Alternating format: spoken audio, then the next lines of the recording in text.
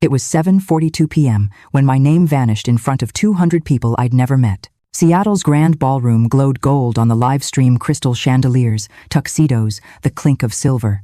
And there, under a halo of stage light, my husband stood smiling like nothing was burning. Dr. Annika Keller's voice cut through the mic. "Mr. Bennett, could you explain this line from your company's internal document?" She turned her tablet toward the camera. The screen behind him flickered, enlarging every word. "Spousal attendance limited. Mrs. Bennett Avery Collins does not align with corporate sophistication." Someone gasped. Then chairs scraped. The silence that followed was the kind that peels skin. I was hundreds of miles away, on the porch of a weathered cottage in Cannon Beach, Oregon. The sea was beating itself to foam. My wine glass slipped, crashed against the deck, and bled red into the cracks of the wood. My phone vibrated off the table, one call after another. Lucas Bennett, Eleanor Bennett, Richard Bennett, Charles Whitmore. I didn't answer any of them. The screen kept lighting up like a wound reopening. I picked up the phone, stared at my reflection in it, the ghost of the woman they'd just edited out of their empire, and walked inside. On the counter sat a small mint tin. Ruth, the owner, had left behind. She'd said, "It blocks signal if you ever need silence." I dropped the phone inside, heard the metallic click when I shut the lid. Then I pulled the SIM tray out, slid that thin piece of plastic into an envelope, and sealed it shut. Outside, the wind pushed through the doorframe. I could still hear Annika's voice echoing from the muted screen. "Does not align." I stood there barefoot, wine on my ankles, the taste of metal and salt in the air. For 7 years I'd built a company beside that man, breath by breath, line by line of code. And in one sentence, he'd erased me for being not sophisticated enough. I didn't scream. I didn't cry. I just whispered to the empty room. "Fine, let's see how your story reads without me." Then I turned off the lights and let the ocean do the talking. Before all the chandeliers and microphones, there was a garage that smelled like burnt coffee and hope. Helix Forge was born there, on a folding table between a washing machine and a stack of Christmas boxes we never unpacked. Lucas was pacing barefoot, hair sticking up, repeating the same 2 lines of his investor pitch until his voice cracked. "Try breathing into the box," I told him, handing over a crumpled cardboard package from an Amazon order. "In through your nose, out through your mouth. Focus on the count." He laughed once, nervous. "You really think this'll help?" "It helped when you had to give your best man speech," I said, "and that one had higher stakes." By sunrise, his voice steadied, his posture sharpened, and I was standing just behind the camera as he nailed the pitch in 2 minutes flat. That morning, he secured our first seed round $500,000 from a retired angel investor who believed in people more than numbers.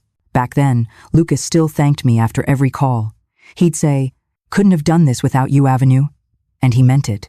I remember the first whiteboard we ever filled his handwriting illegible when he got excited. I used to rewrite every note, color code every task, until the board looked like a war plan that only we could read. We built product demos by day and ran projections by night. I called in favors from old McKinsey clients, turned coffee chats into contracts. Nudged 3 enterprise deals across the line that kept the company alive its first year. Those clients became Helix Forge's backbone. But success is a strange solvent. It dissolves gratitude faster than guilt. By the 2nd year, the garage became too small. Lucas wanted glass walls and marble floors. "Investors need to see progress," he said, and we moved into a downtown penthouse that ate half our budget. "It's not a home," he promised, "just a stage." He was right. Everything there felt staged. The marble kitchen reflected city lights at night. The air always smelled faintly of his French cologne, the one his mother Eleanor bought him every Christmas. We started hosting investor dinners. I cooked, cleaned, rehearsed his slides, ironed his suits. When guests arrived, Lucas would gesture around the room and say, "My wife helped with the early marketing," like I was a prop in the corner. Helped, as in past tense. As if I'd vanished sometime during the rebranding. One night, I heard him in the study, practicing smiles in the mirror. A coach had told him to smile with authority. I watched from the doorway him tilting his chin, timing his laugh. He looked like a man rehearsing to be someone else. The first real cut came at 5:45 a.m. One morning, I was sipping coffee, still in a sweatshirt. He walked out of the closet in a designer suit. "Stand over there," he said, pointing toward the far corner of the bedroom.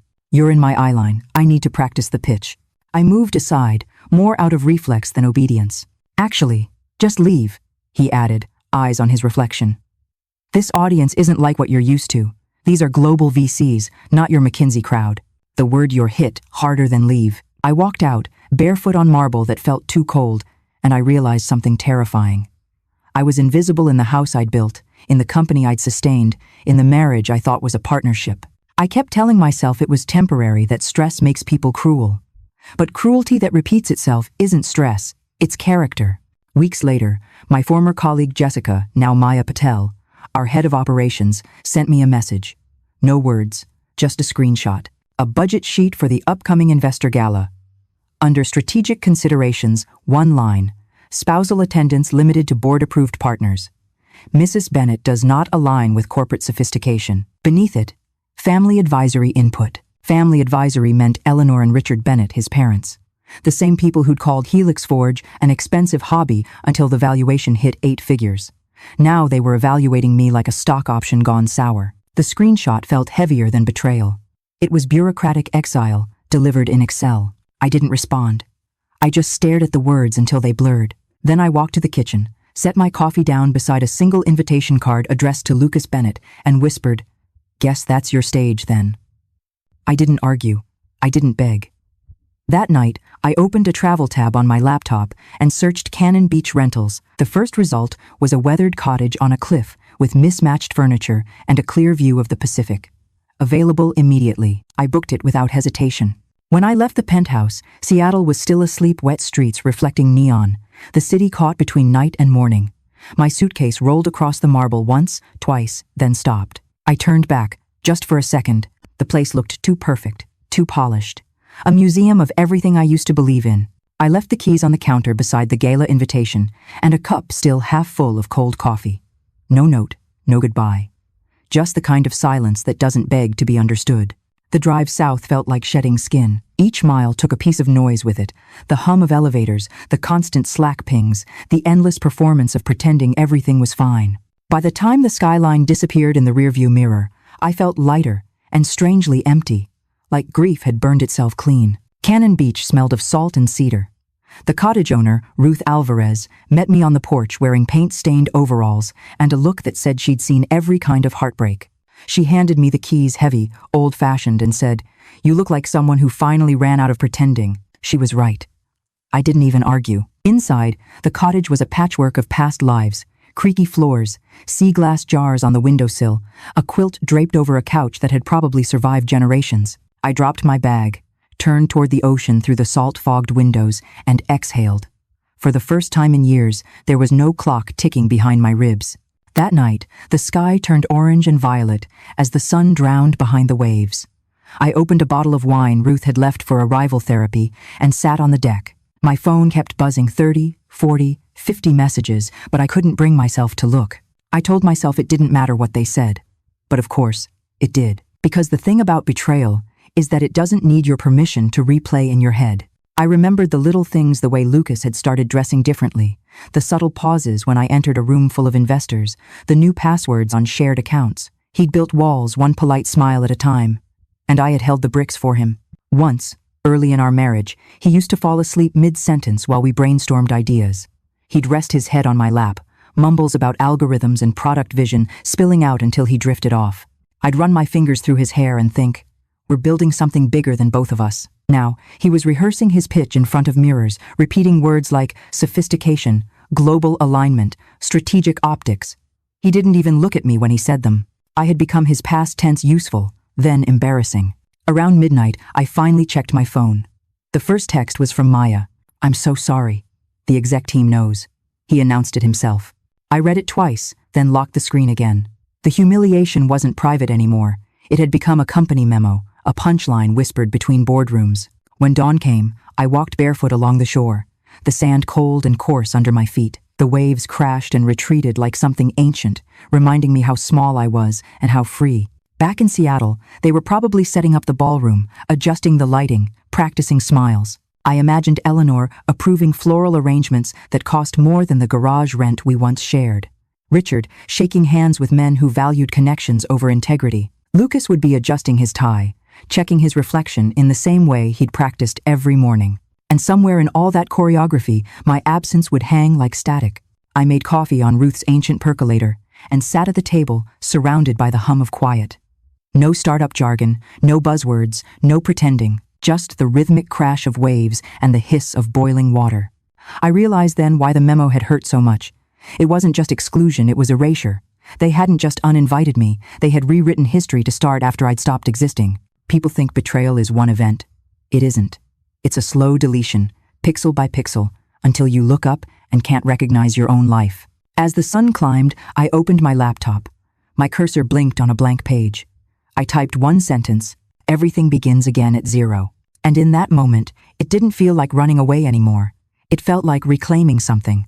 The morning after the gala meltdown, I woke to the smell of ocean salt and burnt toast. Ruth was already in her garden, humming off-key and trimming lavender like she was conducting an orchestra only she could hear. She looked up when I stepped outside. "You gonna hide?" she said. "Or rebuild?" I didn't answer right away. I just watched the tide crawl in, each wave erasing footprints that had only existed seconds before. There was my answer. That night, I sat at the kitchen table with a mug of bitter coffee and a yellow legal pad. The list started small words that didn't look like survival yet. Walk, breathe, write, collect proof. Then longer lines formed close joint accounts, store copies of every commit tagged AC in it, lock contracts with my signature in a cloud drive under my name only. I called no one. I didn't post, didn't text, didn't explain. Silence became my strategy, not my surrender. In the tech world, noise is currency, but I'd learned that quiet is leverage. Let them fill the silence with panic. Each morning, I followed the same ritual. Pour coffee, open the journal, document everything. Every memory of Helix Forge that carried my fingerprints. Every decision I'd made that Lucas had renamed as his own. Dates, metrics, proof. Ruth lent me an old mint green typewriter she hadn't used in years. "For thoughts too dangerous for Wi-Fi," she said. I started typing letters addressed to no one, half evidence, half confession. By the third week, my plan had sharpened into a single line of truth. I don't negotiate my worth just to fit someone else's image. That sentence became the spine of everything that followed. Immobility was never my nature. I wasn't going to rot quietly in exile. I was going to rebuild without needing permission. So I packed the fear into the same mint tin where my phone slept, clicked it shut, and told myself, this is the new code. Move in silence. Store the proof. Let their noise expose itself. And I did. The first week at the cottage tasted like detox. Salt air instead of boardroom oxygen. Silence instead of strategy calls. The quiet pressed against my ears until it stopped feeling empty and started feeling clean. Every morning, I built a ritual. Grind the beans by hand because machines had done enough of the talking. Pour the coffee into Ruth's chipped mug that read, "World's okayest lawyer." Sit on the deck. Listen. No deadlines. No notifications. Just wind hitting the railing and the creak of old wood shifting under the weight of time. On day 3, I found a small thrift shop in town run by a woman named Marjorie. She sold used cameras, shells, and postcards with watercolor skies. I bought a second-hand Nikon, dented but working, and a notebook with faded blue lines. Marjorie squinted at me over the counter. "You planning to start over or disappear?" "Both," I said. Photography gave me structure. Each morning, I walked the shoreline, capturing the way seaweed tangled with foam, the purple bruises on rocks, the gulls hovering like suspended thoughts. I learned to shoot light before sunrise, when the world felt like a secret, still deciding whether to wake up. At night, I cooked like someone rediscovering hunger-simple meals, butter sizzling on an old pan, garlic burning just a little. My body stopped trembling every time my phone vibrated. My hands stopped checking my pockets for devices. I stopped waiting for permission to exhale. The second week, Ruth invited me into her studio. Canvas everywhere, colors bleeding into each other, jazz humming from an ancient radio. She handed me a brush. "Here," she said, "try messing up something that isn't your life." I painted waves, badly. My strokes clumsy, my blues too dark. But when I stepped back, I realized I'd captured something real, the kind of chaos that looks deliberate when you stop apologizing for it. Ruth smiled, eyes soft behind her paint-splattered glasses. "Silence is a muscle," she told me. "You train it long enough, it stops hurting and starts holding." Those words stuck. They became the rhythm of my recovery. By the third week, I started writing again. Not emails or decks or memos, real writing. I titled the first page of my journal, Helix Forge, The Edited History. Each night, I recalled the early days, who coded what, who pitched which idea, which contracts bore my signature before they replaced it with Lucas's. The facts weren't revenge, they were reclamation. Proof that I existed. Some days, the anger came back. It wasn't sharp anymore. It was slow and steady, like an undercurrent waiting to pull something down. I'd feel it while editing photos or hanging laundry, and I'd let it pass through me like a wave that had no shore to crash on. Then came Maya's call. Her voice cracked through the static. "They're in chaos," she said, whispering like the walls might hear. Annika's team walked out mid-meeting. The Germans froze the expansion. "Charles is blaming Lucas for everything." I didn't say anything. Just listened to the sound of her breath, the fear and thrill in it. "They scrubbed the site," she went on. "Every photo with you is gone, but the internet's not stupid. Screenshots are everywhere." "Good," I said softly. "You're not angry?" I smiled, though she couldn't see it. I was. "Now I'm collecting." "Collecting what?" "Receipts," I said. "Of truth." After that call, I organized everything: emails, project notes, bank statements, drafts. Each piece of proof went into digital folders labeled like crime exhibits, but there was no vengeance in it, only precision. The kind that used to make Helix Forge work before ego made it rot. By week 4, the storm in Seattle had grown teeth. Tech Press released an article titled "The Invisible Co-Founder." They didn't name me directly, but the clues were obvious: dates, deal sizes, my phrasing from old presentations. Reddit threads multiplied like wildfire. Every time I checked, someone new was piecing the story together. Ruth knocked on my door that evening, holding a bottle of Merlot. "You see the news?" I did. She poured 2 glasses, handed me one. "Feels good, doesn't it? Watching the truth surface without you saying a word." "It feels strange," I admitted. "Like I'm watching someone else's downfall in slow motion." "Maybe you are," she said. "Maybe the version of you who needed their approval already died. The rest of you is just watching the funeral." We toasted to that. Later that night, I printed one of my photographs, a long exposure shot of sunset waves turning gold against the dark. I titled it "Purple Gold Foam." The colors reminded me of bruises healing. I framed it and hung it in the cottage living room. It made the space feel claimed. Maya called again 2 days later. "They're bleeding investors," she said, half shocked, half gleeful. 3 directors just quit. HR can't handle the press. And Annika, God, she's furious. She walked out mid-interview and called them unethical. "What about Lucas?" I asked. "Still pretending it's fine. He's hosting emergency dinners with journalists trying to spin the narrative." I pictured him rehearsing in front of the mirror, tightening his tie, practicing apologies that sounded like explanations. "Let him," I said. "He's fluent in performance." Maya hesitated. "They asked if you'd make a statement." "No. Even a short one could clear things up." "Maya." My voice came out steady, colder than I expected. "The people who erased me don't get the privilege of my voice." Silence. Then a soft exhale. "Got it." After she hung up, I stepped outside. The tide was high, the sky a bruised pink. I felt something shift inside me, an almost electric calm. For the first time, I didn't feel like a victim of their story. I felt like the editor of my own. That night, Ruth left a note under my door. "You're starting to glow, kid. Careful, they'll see it from Seattle." She wasn't wrong. The next morning, I brewed coffee, opened my laptop, and began drafting something new. Not a statement, not a memoir, but a blueprint. A way to rebuild without repeating the mistakes that let people like Lucas rewrite history. I didn't know it yet, but those pages would become the foundation of something that would outlast every apology, every scandal headline. I just kept typing, steady, quiet, unstoppable. By the 5th week, the cottage had stopped feeling like a hiding place and started feeling like headquarters. The world outside was chaos, headlines multiplying, stock prices stuttering, PR firms spinning. But here, the rhythm was deliberate. I started waking before dawn. The ocean looked like melted steel then, smooth and merciless. I'd walk to the rocks barefoot, camera slung over my shoulder, breath visible in the cold air. Every photograph I took was a reminder. Light still shows up, even when everything else collapses. Sometimes, Ruth joined me.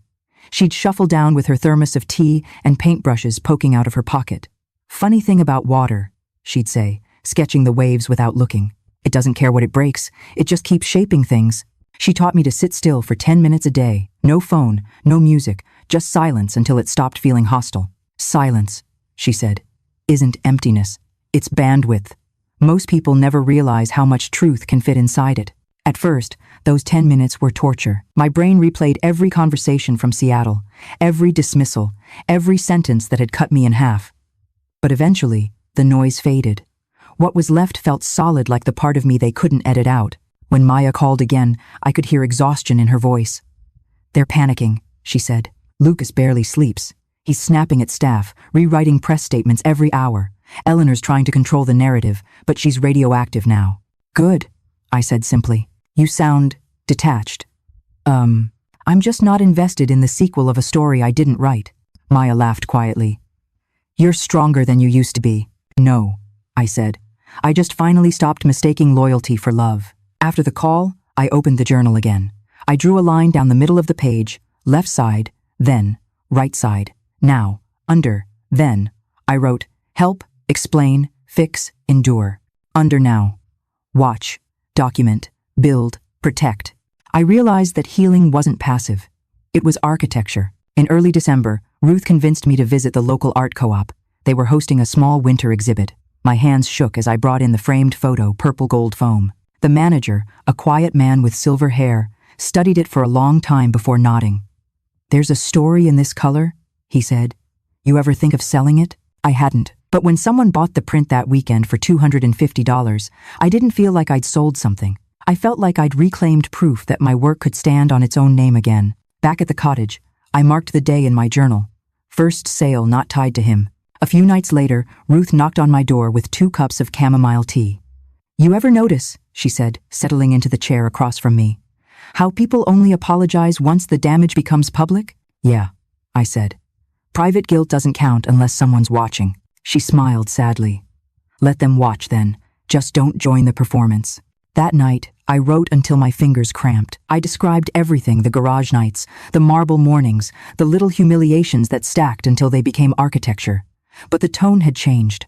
I wasn't writing to accuse anymore. I was writing to record. History is a weapon when told right. By Christmas, Helix Forge's crisis had gone global. The German investors suspended their partnership. Tech outlets uncovered the memo. Even shareholders started demanding Lucas's resignation. He responded with interviews about miscommunication and internal restructuring. Every word he said made it worse. I didn't celebrate. I baked cookies with Ruth and watched the storm from the window. She handed me a wrapped box. Inside was a small brass key. It doesn't open anything, she said. It's just for when you forget you already unlocked yourself. I cried quietly, in the kind of way that feels like releasing air from a cracked pipe. January came with gray skies and rain that never ended. I signed up for a photography workshop in Portland, took the train with my camera bag and journal. I met other women there, divorced, laid off, overlooked, reborn. We traded stories over bad diner coffee. Every one of them had a version of being erased. Every one of them was finding a way back. One of them, Claire, told me, "You're lucky it went public. Most of us get erased in private, and no one believes us." She was right. The exposure hurt, but it also freed me from invisibility. The truth was out there now, and I didn't need to defend it. When I returned to Cannon Beach, I started structuring my notes into something more formal, a framework, a consultancy idea, strategy for rebuilding systems without losing soul. I called it Collins Systems. It was small, fragile, but it was mine. Meanwhile, Helix Forge's stock dropped another 30%. Maya sent me screenshots of internal chats, investors accusing each other, employees resigning in groups. Even the office plants were dying. No one remembered to water them. Lucas sent one email. The subject line read, "We need to talk." I didn't open it. I dragged it into a folder labeled Noise. Ruth found me on the porch that night, staring at the ocean again. "You gonna read it?" "No." "You ever think about revenge?" "Every day," I said. But then I remember it's already happening without me. The next morning, I received a check in the mail royalties from the photo co-op. It wasn't much, but it paid for a month's rent. I laughed out loud, the kind of laugh that tastes like relief and salt. I spent that afternoon painting over the old garage blueprints I'd printed years ago. On top of them, I wrote in thick marker, "You don't have to prove you built it when it collapses under its own lies." That became the title of a new piece I hung beside purple gold foam. By late February, people online started speculating about me. Was I hiding, negotiating, suing? I didn't answer. Silence had turned from weakness into currency. Every day I stayed quiet, their confusion grew. Sometimes, power is nothing more than knowing you don't owe an explanation. The night before March began, Ruth threw a small dinner. "You made it through the winter," she said, lighting candles that smelled like vanilla and smoke. "Spring's for planting." "I'm ready," I told her. And I was, because somewhere between the salt air and the shattered glass, between being erased and rewriting myself, I'd learned something no boardroom could teach. Peace doesn't come when the noise stops. It comes when you finally stop needing to make yourself heard. When the dinner ended, I stayed out on the deck long after everyone left. The sea shimmered under moonlight, steady and endless. I could almost hear it whisper back the sentence that had started all of this does not align with corporate sophistication. I smiled. You're right, I whispered to the wind. I don't. And thank God for that. It started with a voicemail, then 2, then 6. I'd silenced my phone for months, only checking it when I needed a timestamp for the journal. But that morning in early March, I woke to a blinking red light on the kitchen counter, the signal that the tin box had done its job but couldn't erase the world entirely. Curiosity won. I lifted the lid, pressed play. Lucas's voice filled the room, smaller than I remembered, rougher around the edges. Avery, listen, we need to coordinate messaging. This is spiraling. Pause. I never meant for it to sound personal. You know how optics work. I hit skip. Voicemail 2. Eleanor says you could help neutralize the board if you just clarify you left voluntarily. It doesn't have to be dramatic. Skip. 3. The Germans are threatening to sue. Annika's making it political. Just call me, okay? 4. Charles is drafting a statement. We'll say you took a creative sabbatical. You'll still look good. It's mutually beneficial. 5. Avery, please. It's getting ugly. 6. Fine. Do what you want. But don't think this silence won't cost you. The messages ended, leaving only the hum of the refrigerator and the waves outside. I sat at the counter, staring at the tin box like it was an animal that might bite. I didn't feel triumphant. I felt tired. Tired of being treated like a variable in someone else's crisis equation. I poured coffee and opened my laptop, not to read the news, but to check my savings. I wasn't rich, but I wasn't desperate either. I could afford to stay quiet. That was its own kind of luxury. Later that day, Ruth came in without knocking, as she often did. You look like someone who just read their own obituary, she said, placing a jar of strawberry jam on the table. Lucas left me 6 voicemails, I said. Did you listen? Half. And? They all sound like business memos disguised as apologies. Ruth raised an eyebrow. You gonna call him back? No. Good, she said. Let him learn the cost of not being heard. That evening, I walked into town for groceries. The local paper by the register had a headline about Helix Forge's leadership turbulence. Beneath it, a grainy photo of Lucas in a navy suit, jaw tight, eyes hollow. The caption read, CEO denies reports of internal scandal.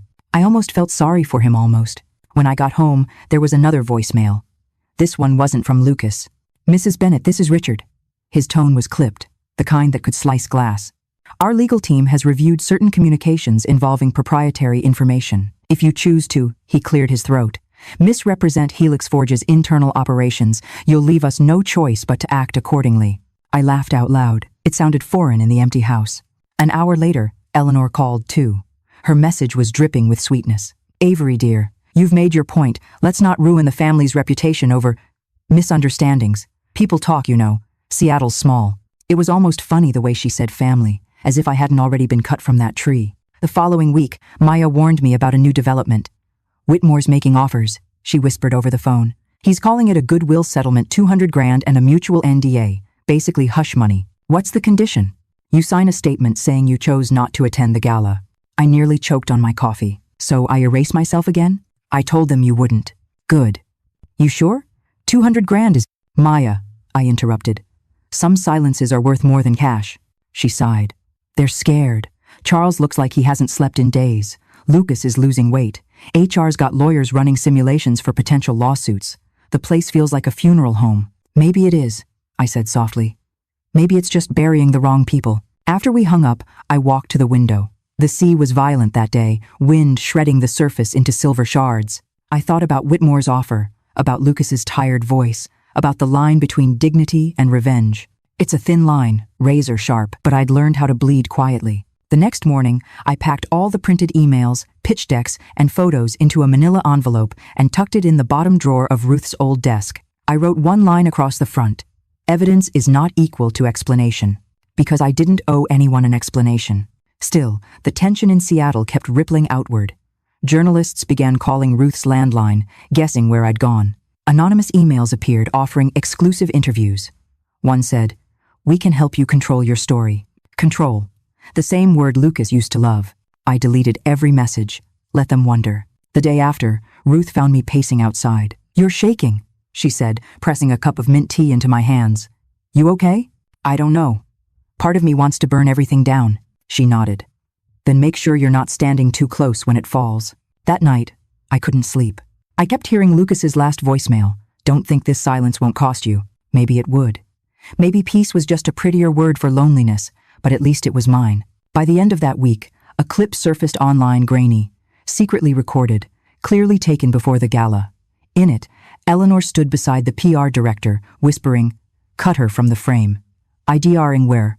The camera caught her reflection in the mirror, her lips curling as she said it. The video spread like wildfire. Reddit threads, TikToks, news tweets. Within hours, number "cut her from the frame" was trending. It should have felt like vindication. Instead, I just stared at the screen, numb. Because no amount of public outrage could undo the private moments that broke me first. I turned off the computer and went outside. The night smelled of rain and driftwood. Somewhere out there, my former life was collapsing in real time, pixel by pixel. And me? I was still breathing. Still here. Still silent. I tilted my head back, watching the clouds slide past the moon, and whispered into the wind, "You wanted sophistication? This is it." Then I went inside and shut the door. The next morning, my face was everywhere. Every news app, every social feed, every tech gossip podcast. The clip of Eleanor whispering "cut her from the frame" had exploded overnight. By dawn, Helix Forge's PR department was issuing unauthorized recording statements. By noon, the video had hit 5 million views. A journalist from the Seattle Ledger emailed me directly. "We'd like your perspective on the video currently circulating. Sources confirm you are the unnamed spouse. Anything you'd like to say?" I stared at the message for a long time. Then I deleted it. Let them write their own theories. I wasn't here to feed them. But staying silent doesn't mean the world stops shouting. Reporters started camping outside the Helix Forge headquarters. Anonymous sources from inside leaked details, board fights, panic meetings, a near resignation vote. My name kept surfacing in hashtags like a ghost no one could bury. Maya called that afternoon. I could hear her typing between sentences. "It's chaos, Avery. Pure chaos. HR's in crisis mode. Richard and Eleanor haven't shown up in 3 days. And Lucas," she hesitated, "he's falling apart." Define falling apart. He came into the office this morning, gave a speech about family values, and halfway through, he just froze. Like his mind glitched. Then he walked out. Didn't even grab his phone. I leaned back, the chair creaking under my weight. Guess the silence cost him too. Maya didn't laugh. People are turning on him. Someone leaked emails, threads between him, Charles, and his parents. The optics are bad. That word again. Optics. The obsession that had started all this. After we hung up, I felt something strange, a mix of pity and power. I didn't want revenge, not anymore. I wanted clarity, the kind that settles like dust after the explosion. But clarity has its own risks. The quieter I stayed, the louder the world tried to fill the gap. Rumors started twisting. That I was planning a tell-all, that I was suing, that I was secretly in talks with investors to start a rival company. I wasn't doing any of that. I was making soup, photographing clouds, learning to sleep again. But the internet doesn't like quiet women. It needs a story. One night, my inbox flooded hundreds of messages from strangers. Some were kind, calling me brave. Others were cruel. "You just want attention," one said. "You're nothing without him." I closed the laptop. My pulse thudded in my throat. It's one thing to be erased by people you know, it's another to be misread by thousands you don't. Ruth found me sitting on the porch steps, staring at the sea. She didn't say anything at first. She just sat down beside me, holding out a cigarette she never lit. "People love a clean villain," she said finally. "And when they can't find one, they'll make one out of whoever stays quiet." "I didn't ask for this. No one ever does," she said. "But you don't have to answer every echo. Sometimes, silence is how you keep your story, yours." The wind picked up, lifting her gray hair like smoke. We sat there until the cigarette burned down to nothing. 2 days later, a white SUV pulled up near the cottage. The driver stepped out, a tall man in a suit, holding an envelope. "Mrs. Collins?" I nodded slowly. "Delivery from Whitmore and Associates," he said, extending the envelope. I didn't take it. "Legal notice," he added. "I'm aware." He left it on the porch rail, tipped his hat, and drove off. Inside the envelope was a letter. Cease and desist regarding defamatory implication of Helix Forge Technologies and its affiliates. Accepting the enclosed settlement offer constitutes resolution and confidentiality under NDA.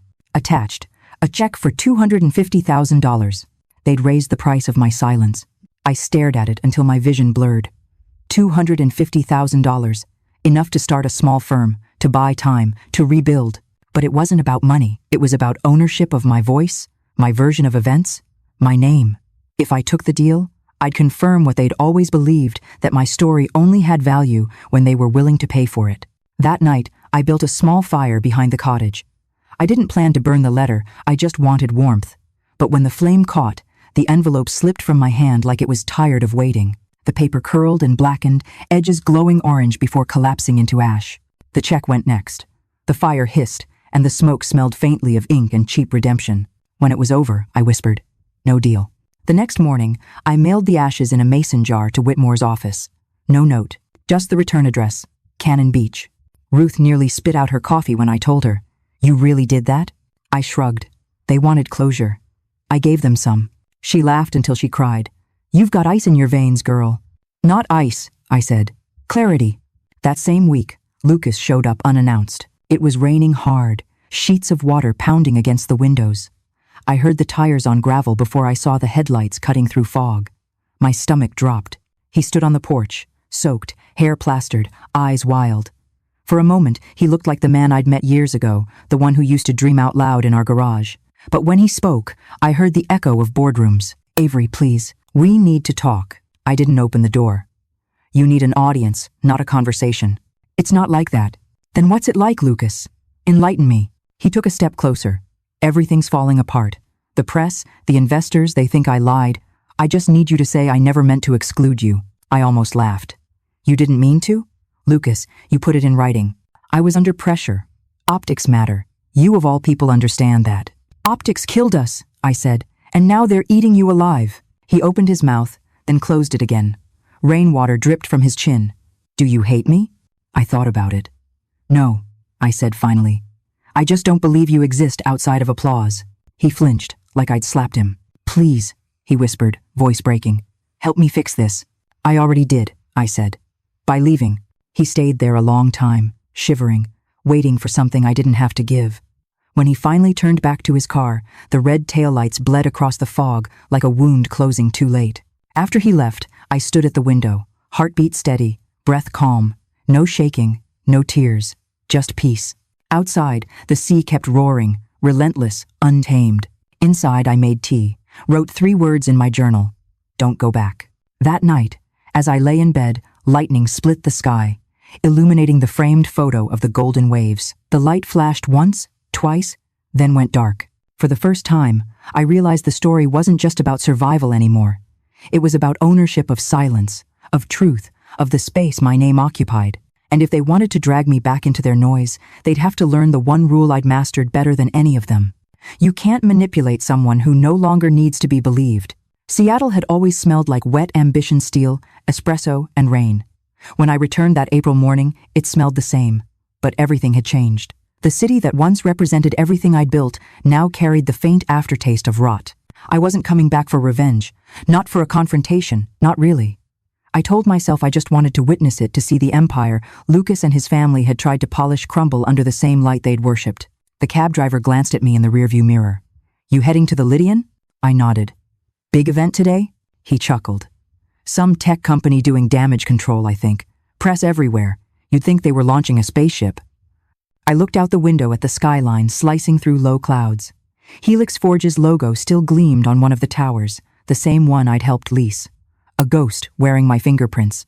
The Lydian Hotel loomed at the end of the block, all glass and mirrored arrogance. I remembered the last time I'd stood here the night of the gala. My name erased from the guest list, my existence reduced to a footnote in a spreadsheet. Now the same ballroom was hosting a strategic leadership briefing to assure investors the company was realigning. Translation: they were desperate to prove the ship wasn't sinking. Security buzzed with tension. Cameramen jockeyed for position. Reporters whispered names.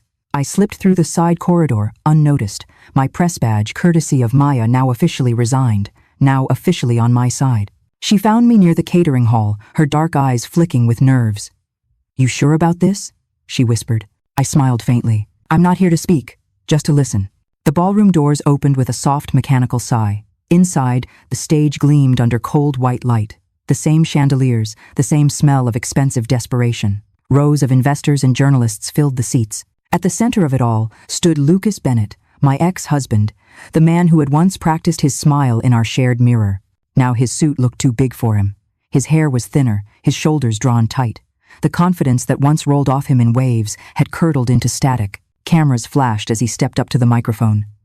"Thank you all for being here," he began, voice carefully modulated. "Helix Forge Technologies remains committed to transparency, innovation, and integrity." The words fell heavy, dead on arrival. Everyone in the room had already read the headlines, seen the leaked documents, watched the clip of his mother whispering, "Cut her from the frame." He clicked to the next slide, a chart of market recovery projections. The screen behind him glowed blue, sterile, corporate, but the cracks in his voice betrayed him. "We've experienced turbulence," he said, swallowing hard. "But our leadership stands united in..." From the second row, Dr. Annika Keller, the German investor who'd once walked out mid-presentation, raised her hand. "Mr. Bennett," she said, her accent crisp as a blade. "Before you continue, could you clarify something for us?" The room went still. Every lens shifted toward her. Lucas hesitated, nodding. "Of course." Annika rose from her chair, tablet in hand. The reflection of its screen lit her face. "You've spoken about unity and integrity. Yet, in the internal documentation we reviewed last fall, your company explicitly categorized your spouse, who, as records show, contributed to your founding technology as not aligned with corporate sophistication. Do you still stand by that evaluation?" The question landed like a gunshot. The air sucked out of the room. I could feel it, the hush, the blood cooling in veins, the faint metallic taste of spectacle. Lucas blinked rapidly. "That document was taken out of context." "Out of context?" Annika repeated. Her tone carried the faint amusement of someone sharpening a knife. "It seemed quite specific to us. Spousal attendance limited to executive partners meeting sophistication criteria. Those were your words, yes?" Lucas's throat bobbed. "It was a collective decision. Branding alignment, not personal. So you stand by excluding your co-founder," she pressed, "because she didn't fit the image?" "She was not a co-founder," he said quickly. "Not legally." Something inside me stilled, hard as glass. There it was, the lie laid bare again, this time on record. Annika tilted her head.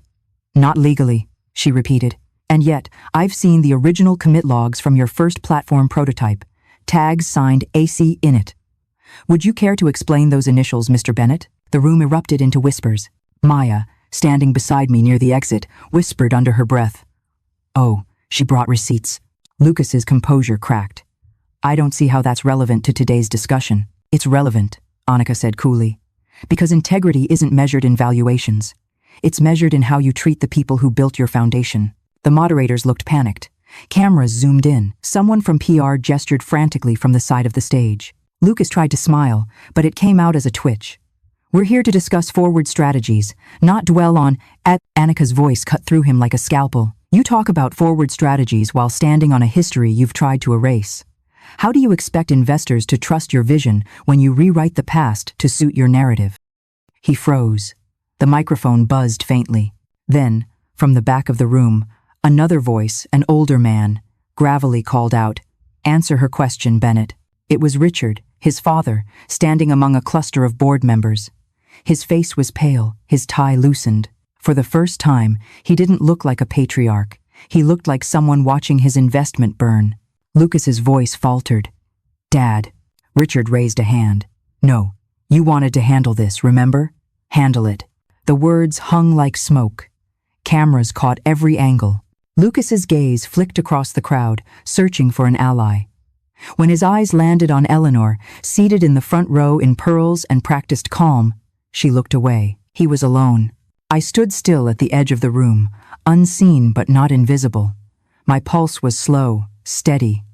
I wanted to feel pity, but all I felt was inevitability. Annika closed her tablet. "Then let me make my position clear," she said. "Rainmark Capital is withdrawing its remaining interest. We do not invest in teams that treat human worth as a branding exercise." The reporters pounced, questions flying, microphones stretching like spears. Lucas stumbled over his next words. We respect your decision, Dr. Keller, but I assure you..." "Assure us of what?" another journalist interrupted.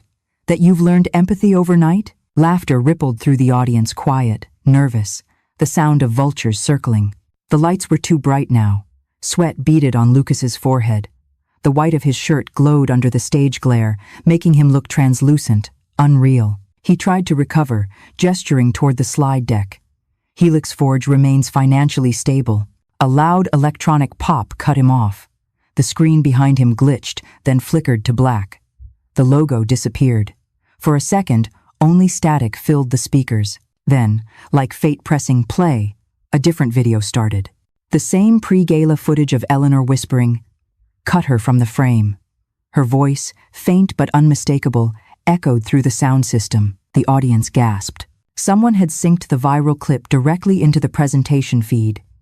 Lucas spun toward the technician booth, shouting, "Turn it off!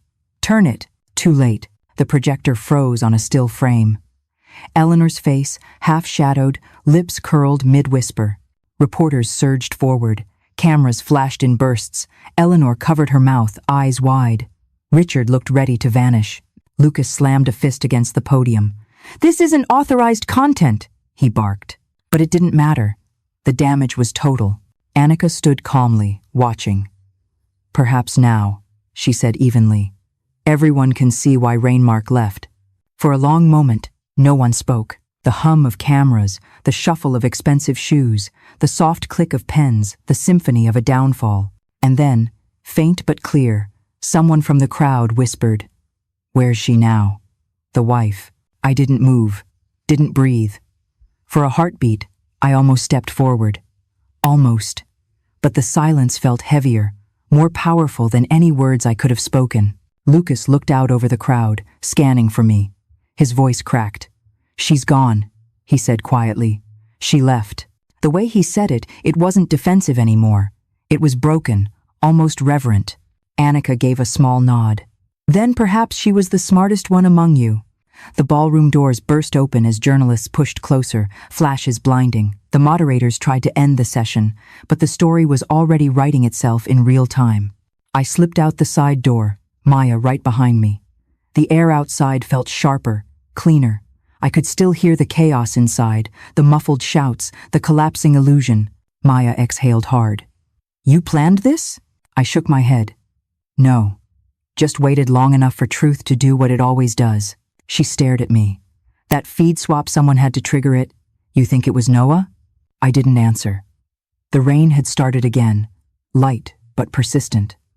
I turned my face to it and smiled faintly. Inside the ballroom, the empire continued to crumble. Outside, the city smelled like rain and redemption. For the first time in years, I didn't feel erased. I felt rewritten. And the best part? I hadn't said a single word. The next morning, every major outlet had the same headline. Helix Forge implodes during Investor Summit, CEO cornered by leaked footage. A still from the video, the one of Eleanor's whisper, was plastered across every screen in Seattle. Reporters called it the moment the mask slipped. From the quiet of my hotel room 2 miles away, I watched the coverage with a numb kind of satisfaction. I hadn't planned the leak. That wasn't my hand. But whoever had triggered it, Noah, maybe Maya, maybe someone braver than both of us had done what silence alone could not. They'd made the truth visible. The footage looped again on TV. Lucas's face mid-collapse, Annika's icy calm, Eleanor's whisper crystallized into evidence. And I realized something. This wasn't just about humiliation. This was exposure. By noon, journalists had tracked down the chain of internal communications, confirming everything, emails, Slack logs, even a memo from Charles Whitmore authorizing spousal optics review as a legitimate PR process. That phrase, spousal optics, hit the internet like a virus. People were furious. Tech blogs called it the most misogynistic policy ever unearthed in a startup. Reddit threads dissected every sentence of the leaked documents. Think pieces flooded in about the performative perfection of tech founders' wives. It wasn't just Lucas burning anymore. It was the entire culture he'd built. Maya called me that afternoon. Her voice was shaky, but lighter than I'd ever heard it. "You should see the office right now," she said. "Half the team's resigned. Charles just quit. Richard Bennett's lawyered up, and Eleanor supposedly fled to their estate in Vancouver. And Lucas? He's barricaded in his office. Board demanded a public apology, but he's refusing to step down. Says he can fix it." I snorted. "He can't even fix a coffee machine without optics approval." Maya laughed, a sound I hadn't heard from her in months. You know, I think Annika knew this would happen. She's been feeding documents to journalists for weeks. Quietly, strategically. The woman's an assassin in heels. She didn't destroy them, I said. She just gave them a mirror. Maya paused. And you? What now? Now? I looked out the window at the gray city skyline. I think I'm done running. That night, I put on the same charcoal suit I'd worn the day I walked into Helix Forge headquarters to demand an explanation months ago. The same one Lucas had called too corporate for a woman in tech. It fit better now. Stronger. I wasn't going to sneak this time. No side entrances, no back hallways. If there was one thing Lucas had taught me, it was that the people who win are the ones who take up space. The next morning, I walked straight into the Helix Forge tower. The receptionist froze when she saw me. Miss Collins. Bennett. I corrected softly. At least on paper. She swallowed. Do you have an appointment? No. But I'm guessing they'll make time. I pressed the elevator button. My reflection in the mirrored door looked like someone I used to know, someone who hadn't yet learned how fragile belonging could be. The 22nd floor still smelled the same. Sterile air conditioning, citrus cleaner, and that faint metallic tang of expensive hardware. Lucas's office door was closed. Voices murmured inside, low, frantic. I could make out Charles's replacement, a woman from finance, trying to reason with him. I didn't knock. I opened the door. The conversation froze. Lucas turned first. He looked smaller than I remembered, shoulders slumped, eyes rimmed red. Avery, he said, almost whispering. You shouldn't be here. Neither should you, I said.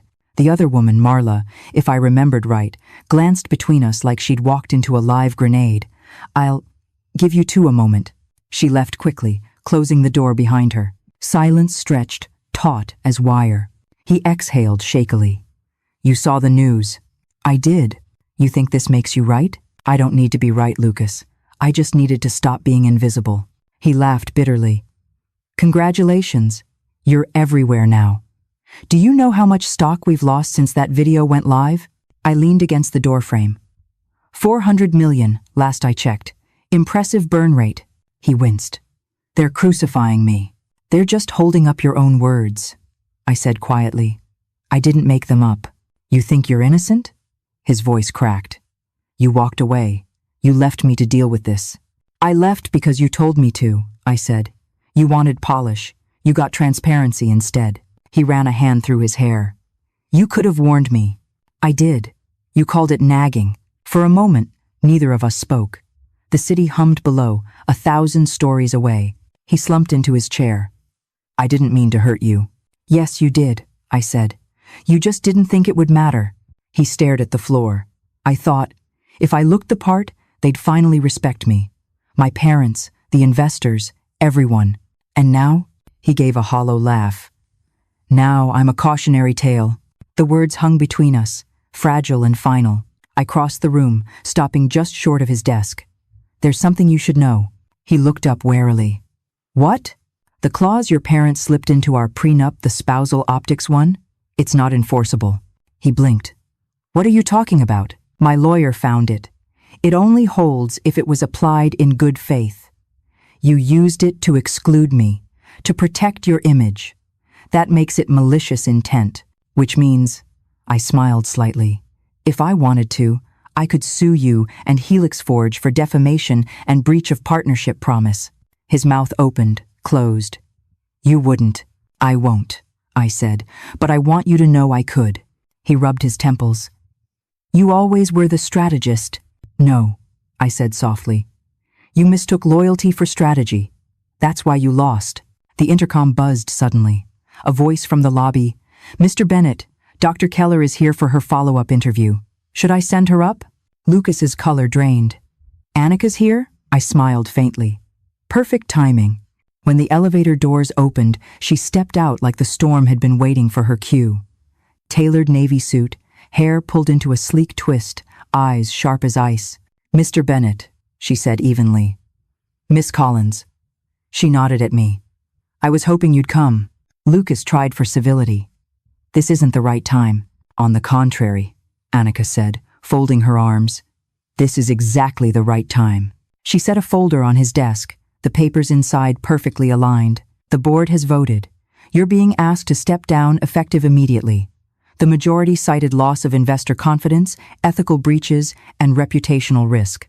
Lucas stared at her like she'd struck him. You can't just— Oh, we can, she said calmly. You see, Helix Forge isn't yours anymore. You sold control during Series B. You just didn't read the fine print. He slumped back, the air leaving him in a soundless sigh. So that's it. Annika turned to me. There's one more matter. The board is considering reinstating credit for early foundational work under your name. We recovered commit logs and prototype documents. They're undeniable. I blinked. You don't need my permission for that. Actually, she said with a faint smile, we do. You still own the intellectual rights to the first algorithm iteration. You never signed them away, Lucas did, as CEO, not as co-founder. Lucas's eyes widened. That's not possible. It's fact, Annika said, and poetic, don't you think?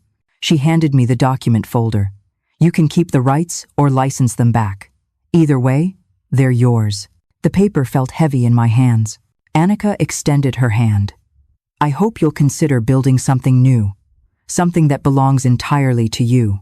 I shook her hand. Thank you. Lucas looked at me, hollow.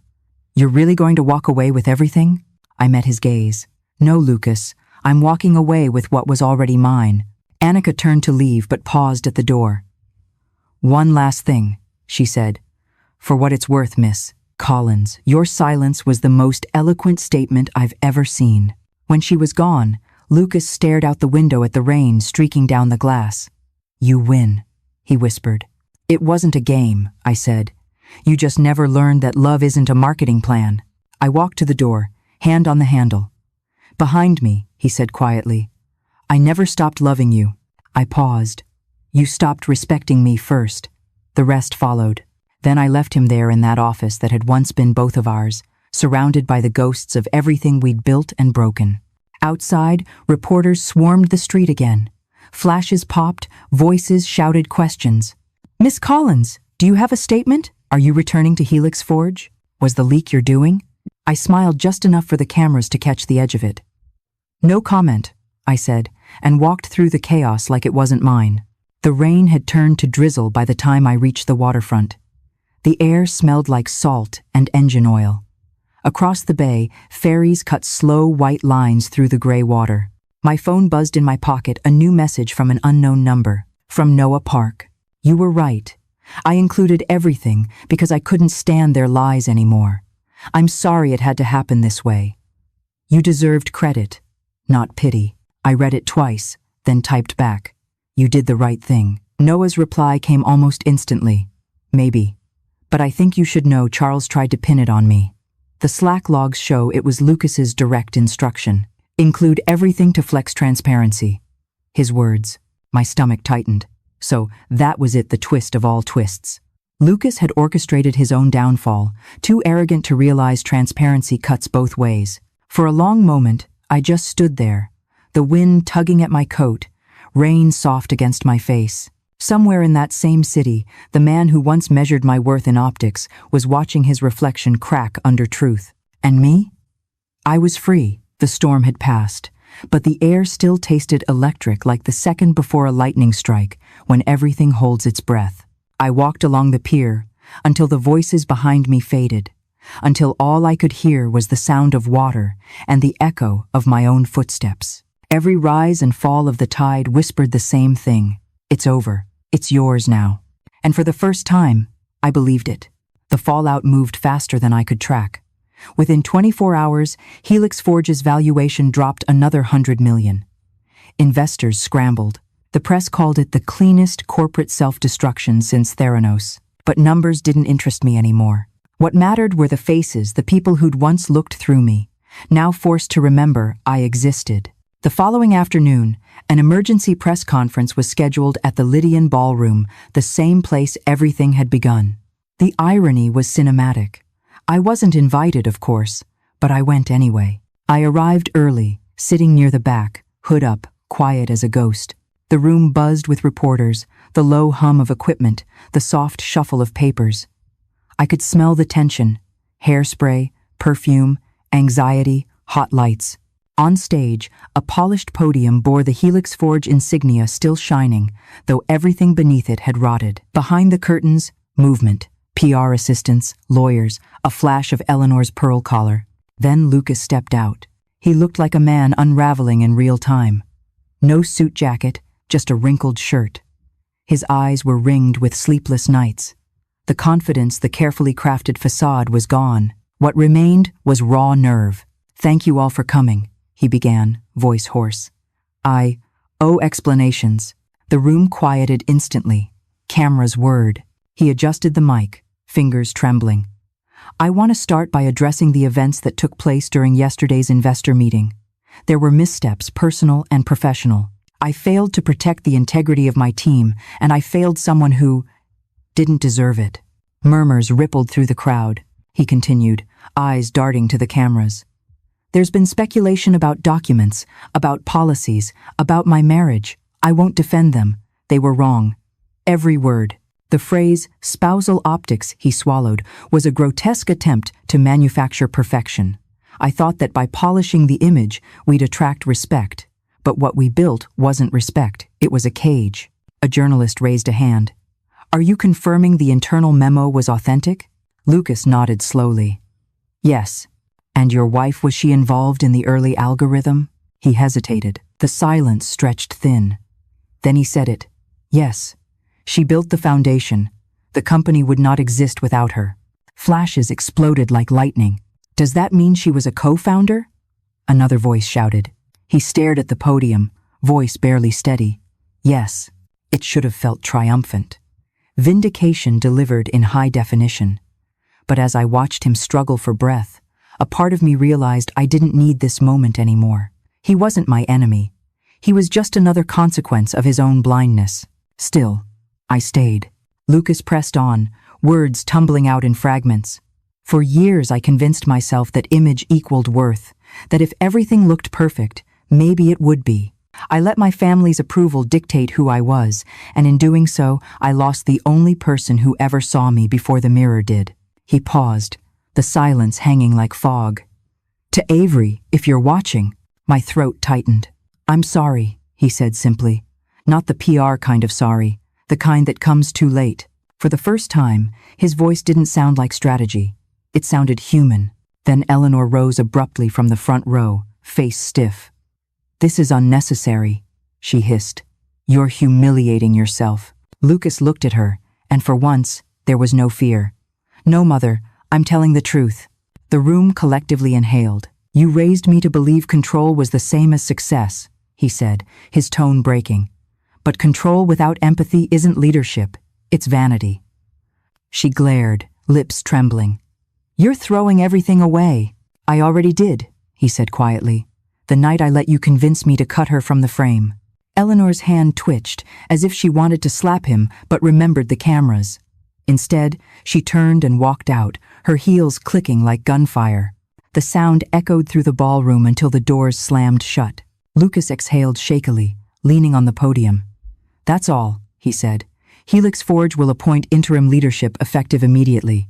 As for me, I'm stepping down." The room erupted, questions, flashes, chaos. But he didn't wait. He just left the stage, shoulders hunched, a man finally finished pretending. I slipped out a side exit before anyone could notice me. The spring air hit cold and sharp. Outside, reporters were already filing live updates. Headline banners scrolled across phones. Helix Forge CEO resigns, publicly credits ex-wife. I walked until the noise faded, until the sound of traffic blurred into wind. That night, Maya texted, "You saw it, right?" He finally said it. I did. "You okay?" I stared at the message for a while before replying, "Better than okay," because I was. For years, I'd imagined justice as fireworks, as spectacle, but it turned out quieter than I expected, just truth spoken out loud, finally free of spin. Still, one piece remained unfinished. Closure doesn't happen on stages. It happens in small rooms where the echoes can't hide. So the next morning, I went to the one place that still carried our fingerprints, the garage. It had been converted into a small R&D unit years ago, but the bones were the same. The old workbench, the stains from midnight coffees, the faint scorch mark where a prototype once caught fire. No one stopped me when I walked in. The security guard recognized me. Maybe he'd seen the news. Maybe pity had replaced loyalty. Either way, he let me pass. The space was dim, lit only by the soft blue glow of computer monitors. And there it was, on the far wall, framed like a relic, the first blueprint we'd ever drawn, Helix Forge Core V01. My handwriting was right there, the same sharp cursive he'd tried to erase from history. I touched the glass, fingertips tracing the ink. It felt cold, distant, like touching a ghost. Always preferred pen to pixels, a voice said behind me. I turned.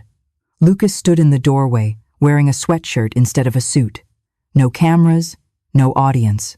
Just him. "You shouldn't be here," he said, but his voice had lost its authority. "I could say the same," I replied. He looked around the room. "They're tearing this place down next month, moving everything to the new campus." I nodded. "Of course they are." We stood there, silence thick with what used to be. "I watched your statement," I said finally. "You told the truth." He gave a half smile. "Too late, though." "Truth's never late," I said. "It just shows up when you stop performing." He studied me. "What happens now? You sue? Take the rights? Start something new?" "I don't need to destroy what's already collapsing," I said. "I'll build something cleaner." He rubbed the back of his neck. "You always were better at beginnings." I almost smiled. "And you were always addicted to endings." He stepped closer. "Do you ever think about what we had before all this?" I didn't answer right away. "Sometimes. But memory's not a home, Lucas. It's a museum. You can visit, not live there." He nodded slowly, eyes glistening. "I don't expect forgiveness." "Good," I said softly. "Because forgiveness isn't what you need." "What do I need, then?" "Silence," I said. "The kind that forces you to hear yourself." He looked away, tears catching light. "I guess you learned that before I did." I had to. The sound of rain started again outside, soft, steady. Seattle's constant confession. "I'm sorry," he whispered one last time. "I know," and that was enough. I left him there, standing beside the first blueprint of what we once called our future. As I stepped out into the gray daylight, I felt something shift, like a door closing quietly behind me. Later that afternoon, the networks replayed clips of the press conference, analysts dissecting every word. Viewers called it the cleanest confession in corporate history. But what no one saw were the smaller details, the way his voice cracked on my name, the silence afterward that carried more weight than any apology. That silence was mine. It followed me back to Cannon Beach, where the air smelled like salt and freedom. Ruth met me at the cottage door, holding a steaming mug of coffee. "Heard you were on TV again," she said with a grin. "Not this time," I said. "He was." "Good," she said. "About time they learned where the backbone of that company came from." I smiled faintly. "I'm not sure backbone's the right word. Maybe ghostwriter." She laughed. "You ever think about writing it down? The real story?" I looked toward the ocean, waves curling gold under the fading sun. "Maybe one day, but not now. It's still breathing on its own." Ruth nodded knowingly. "Peace looks good on you." I took a sip of coffee. "It feels earned." We sat in comfortable silence as gulls swooped across the horizon. The sea moved with its usual rhythm, steady, endless, forgiving nothing and no one. And for the first time since that night in October, when my name vanished under a ballroom chandelier, I didn't feel erased. I felt permanent. Not because the world finally believed me, but because I no longer needed it to. As the last light faded, I pulled out my phone, the same one I'd locked away in that tin box months ago. I held it in my hand, then set it gently on the table. "No more running, no more muting," I whispered, almost to myself. "I don't owe you my silence anymore." The wind carried the words away, scattering them into the night. Somewhere, far off, the tide shifted. And just like that, the chapter closed. 2 weeks after the press conference, the noise began to fade. The headlines shifted to other scandals, other fallen idols. Helix Forge's implosion became old news, just another cautionary tale in the endless churn of the tech cycle. But silence, I'd learned, never truly meant stillness. It was the sound truth made before surfacing. One morning, I received a message from an encrypted address. No subject, just a single line. You should see this. Attached was a document, an internal report marked Confidential INF for board review.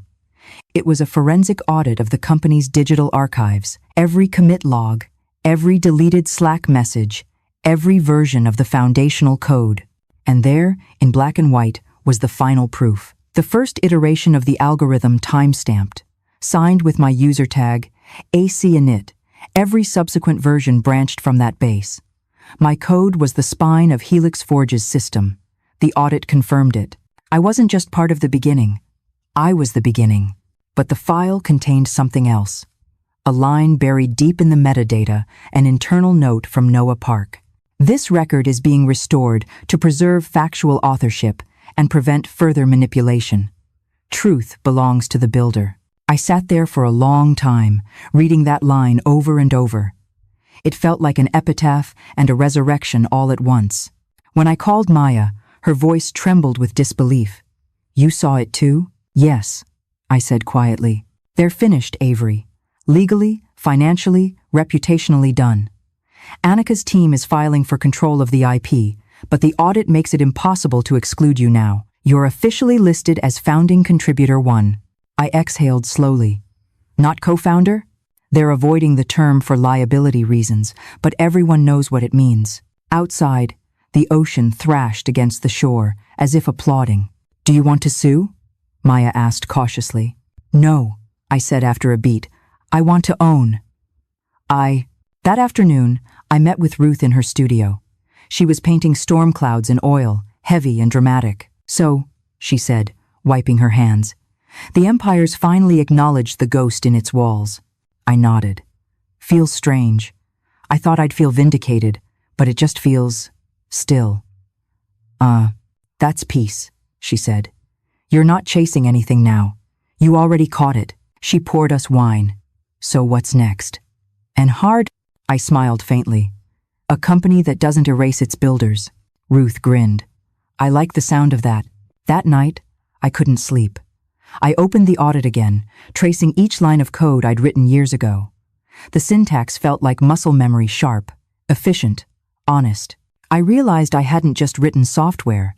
I'd written a story, one that no one could rewrite again. And then another twist surfaced.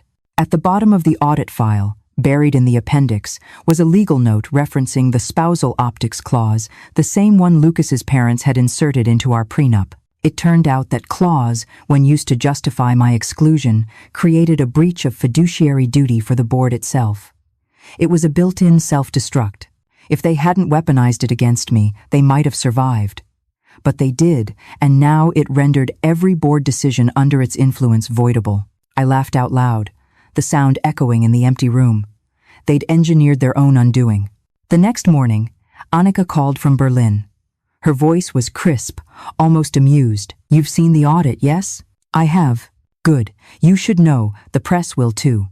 We're releasing a statement tomorrow acknowledging the record correction. We'll make sure your contribution is on the public ledger.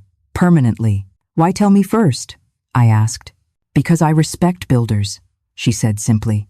And because I suspect you'll handle truth more gracefully than they did. When the statement went live, it hit every major outlet simultaneously. Helix Forge audit confirms founding contributor Avery Collins authored core algorithm. I didn't post about it. I didn't retweet. I didn't even text anyone. I just stood on the porch of Ruth's cottage, watching the Pacific crash against the rocks, the spray cold on my face.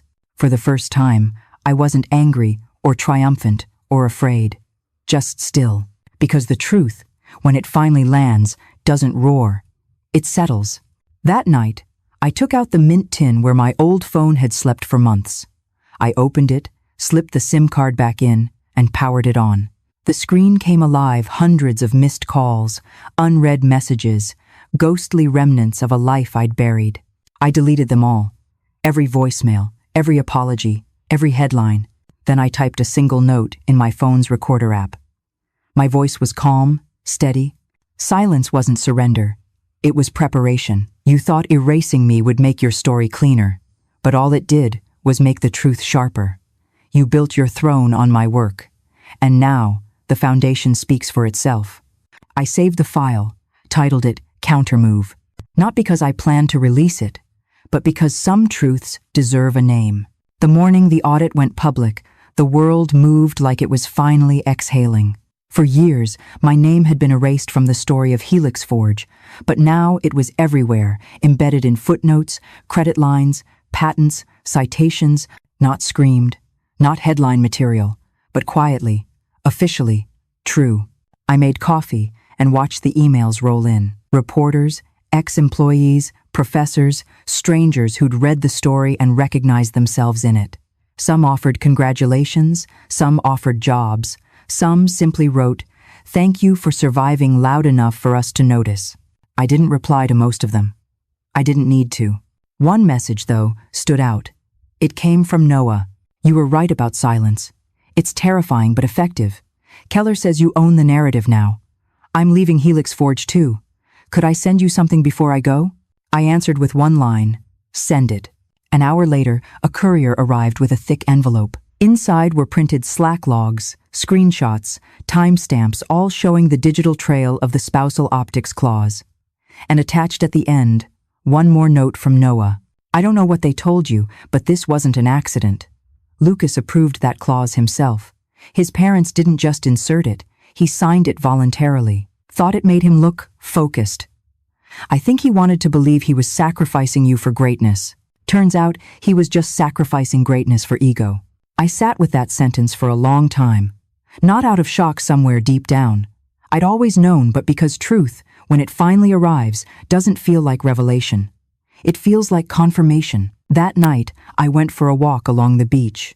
The tide was high, the air heavy with salt. In the distance, a thunderstorm flashed faintly over the horizon, lightning too far away to hear, but close enough to illuminate the waves.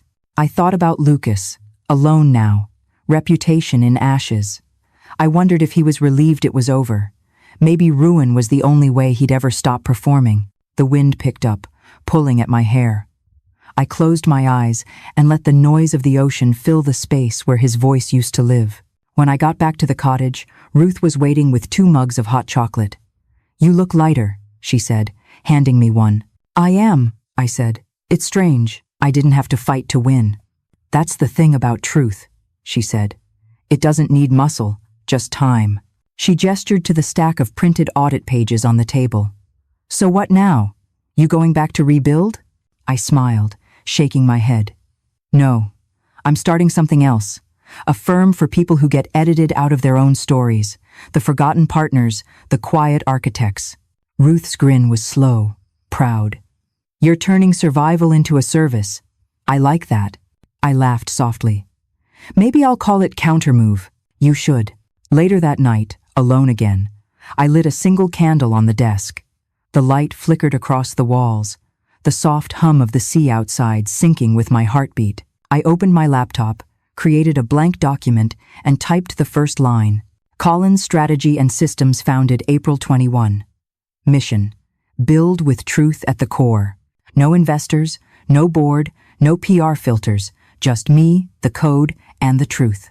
Before closing the laptop, I opened the audio file I'd recorded days ago, the one titled Countermove. My own voice filled the room. Silence wasn't surrender.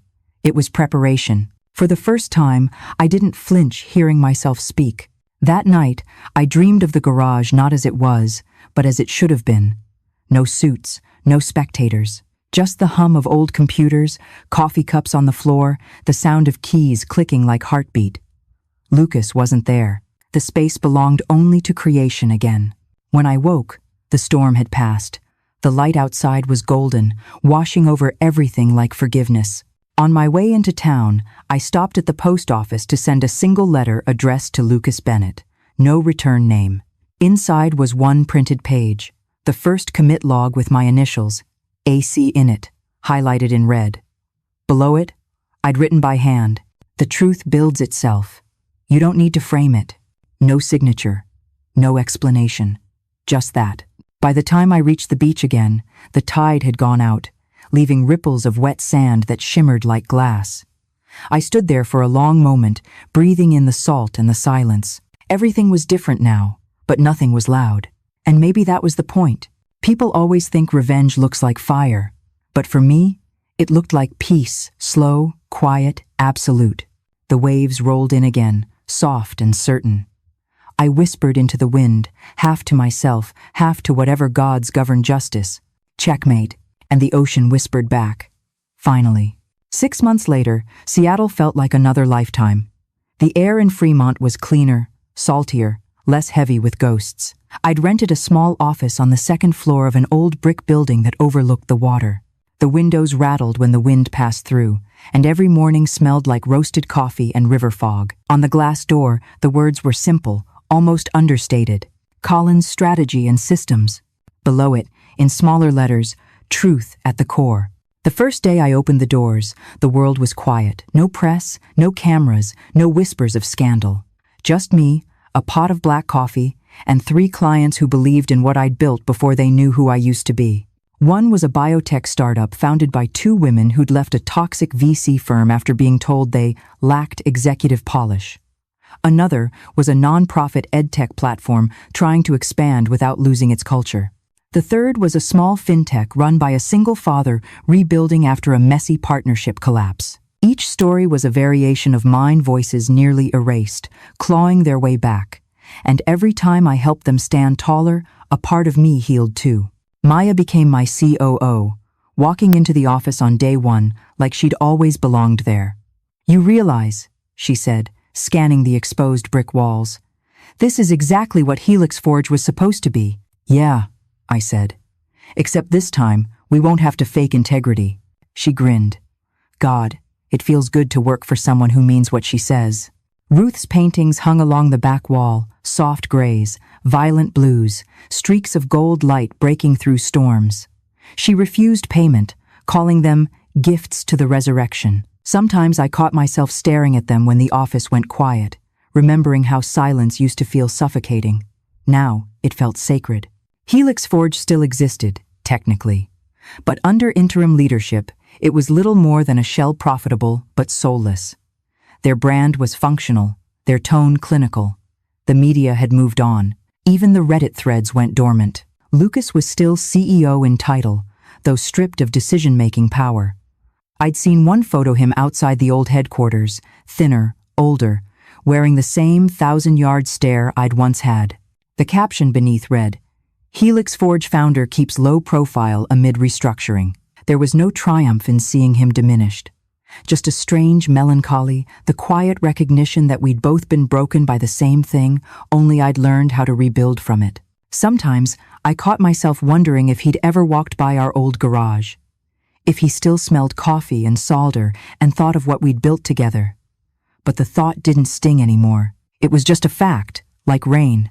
One afternoon, while reviewing contracts, Maya leaned against the doorframe. "You've been in interviews nonstop. You realize your story's everywhere, right? Forbes, Wired, even a podcast called Reclaimed Voices." I laughed. "Do they want the version with pain or peace? They want the revenge," she said, smirking. "Well," I said, "then they'll be disappointed, because the truth was, revenge had nothing to do with it anymore. This wasn't about watching anyone fall, it was about rising without asking permission." A few days later, I received a letter. Not an email, a real letter, folded neatly, written in Lucas's sharp handwriting. "Avery, I've resigned. It's done. I won't ask forgiveness, but I hope you find what I couldn't piece that doesn't need an audience. You were right about silence. It's the only thing that tells the truth back. L. No return address, just that." I placed it in the same tin box that had once held my phone and my fear. This time, I didn't close it to hide. I left it open on the shelf, proof that even ghosts can be filed away. That night, I stayed late at the office. Outside, the harbor lights shimmered across the water. I turned off the desk lamp, watching the reflection of the gold letters on the glass door blur into the dark. It struck me how different the silence felt now, how alive it was. Peace wasn't the absence of noise. It was the presence of self. I poured one last cup of coffee, leaned against the window, and whispered the line that had carried me through every version of myself. They thought they broke me. They built me. And this time, I smiled when I said it. By spring, the world had learned to pronounce my name correctly again. Avery Collins wasn't just a ghost footnote under someone else's empire. It was a living name on contracts, conferences, and quiet success stories whispered through the startup scene. But the thing about peace is, it doesn't arrive like a thunderclap. It seeps in softly, insistently, until one morning you realize you're breathing without remembering how hard it used to be. On April 21st, the 6-month anniversary of the audit, we held a small celebration at the office. No champagne towers or photographers, just a potluck dinner and a playlist Ruth curated called After the Storm. Maya brought samosas. Ruth brought wine from Oregon. I brought the photograph that had started everything, the one I'd taken at Cannon Beach the night Helix Forge fell apart. I hung it above the reception desk, the horizon glowing purple gold like a heartbeat that refused to fade. People came and went through the evening, clients, friends, even strangers who'd followed the story online. They asked the same questions. What happened to Helix Forge? Are you going to write a book? Would you ever work with Lucas again? I smiled each time, answering gently. Some stories don't need sequels. When the crowd thinned, Maya leaned on the counter beside me. You know, she said, for someone who vowed silence, you've built an entire company out of people finally being heard. I laughed. Guess I found a louder kind of quiet. Later that night, after everyone left, I sat alone with the lights off. The city glimmered beyond the windows, reflected in the glass just like the ocean had once done. For the first time in years, I didn't feel small compared to it. I felt parallel. Across the bay, the old Helix Forge tower still stood, but half the lights were dark. Rumor had it, their new investors, Prescott Ventures, were pulling strings behind the scenes. Caroline Prescott, Lucas's fiancée, had been seen leaving meetings with board members. Some said she was restructuring the company. Others whispered she'd engineered the audit leak herself. I didn't care to know which version was true. The beauty of moving on was realizing the mystery didn't belong to me anymore. The next morning, I met Ruth for breakfast at a seaside diner. The air smelled like burnt toast and ocean spray. She wore a paint-stained cardigan and looked more at peace than anyone I'd ever met. You look done, she said, stirring her coffee. I think I am, I answered. Good. The thing about closure, it's never clean. It's just quiet. She reached across the table, squeezing my hand. Promise me you'll keep building. Don't get stuck proving them wrong forever. I won't, I said. Now it's about proving myself right. Back at the office, I had a new client waiting, a young founder named Leo Kim, barely 25, brilliant but nervous. He reminded me of someone I used to know, wide-eyed, hopeful, terrified of failing in front of the world. He held out a flash drive. This is my prototype. I don't have investors yet, but I have a vision. I smiled. Good. Vision's the part they can't take. As he left, I noticed his hands shaking the same way Lucas's once had, the same way mine had when I pitched our first idea in that garage. The circle was complete, but this time, the story would be written honestly. That afternoon, the mail arrived: bills, a postcard from Ruth's art show, and one crisp envelope stamped with the Helix Forge seal. Inside was a single line typed on company letterhead. The board hereby acknowledges Avery Collins as co-founder, original algorithm contributor, record amended, effective immediately. No apology, no explanation, just a correction. But sometimes correction is all justice needs. I pinned it behind my desk, not as a trophy, but as a warning. Proof that even the truth, once buried, can grow roots deep enough to crack concrete. At sunset, I locked the office and walked down to the pier. The wind tasted like sea salt and redemption. The ferries drifted across Puget Sound, their lights flickering like slow-moving constellations. I thought of every version of myself that had stood on some other shore, heartbroken, furious, silent, and wanted to tell her this. You made it. Not because they failed, but because you stopped needing them to see you. The sky turned gold, then violet, the same colors from that photograph above my desk, the same colors from the night everything ended and began. Peace, I realized, isn't passive. It's earned. It's built. It's a decision you keep remaking every morning. And in that golden stillness, one final truth settled like the tide. The revenge was peace. YouTube CTA is approximately equal to 80 words. If you've ever been erased from a story you helped build, hit that like button so this one finds the people who need it. Drop your moment of awakening in the comments. Mine was when Avery stopped picking up the phone and started building her own. Don't forget to subscribe and hit the bell for more family drama stories of betrayal, awakening, and quiet revenge. Next episode, who really leaked the audit, principal or power play? Stay tuned.